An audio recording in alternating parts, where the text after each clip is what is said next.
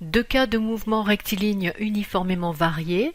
Le cas du mouvement accéléré où la vitesse augmente, le vecteur accélération est dans le même sens que le vecteur vitesse puisque la variation est positive. La composante sur x est donc a. Pour le mouvement ralenti, le vecteur vitesse diminue, la variation de la vitesse est négative, le vecteur accélération est opposé au vecteur vitesse. La composante sur x sera moins a.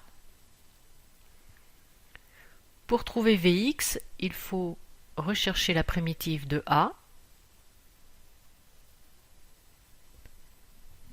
La primitive de a, c'est a fois t. Petit rappel sur la primitive.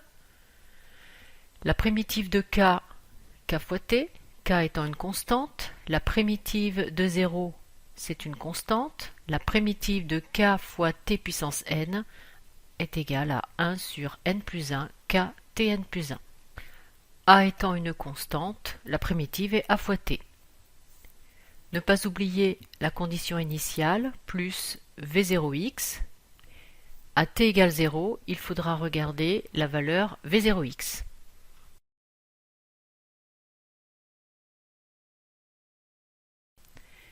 Pour la primitive de moins a, eh bien nous aurons moins at plus v0x.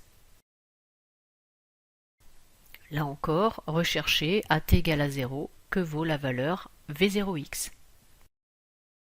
Trouvons la primitive de Vx pour en déduire l'abscisse x. A fois t est de la forme k fois t puissance n, avec n ici égale à 1, d'où la primitive 1 demi. K c'est a, et t, étant donné que nous avons n égale à 1, eh bien nous obtiendrons t à la puissance 2, plus v0x c'est une constante, donc la primitive v0x fois t, plus toujours la condition initiale pour la grandeur x, donc x0, il faudra regarder à l'instant initial t égale à 0 que vaut la valeur x0. Il en est de même pour le mouvement ralenti, avec juste le signe moins devant 1 demi at carré. Le reste ne change pas.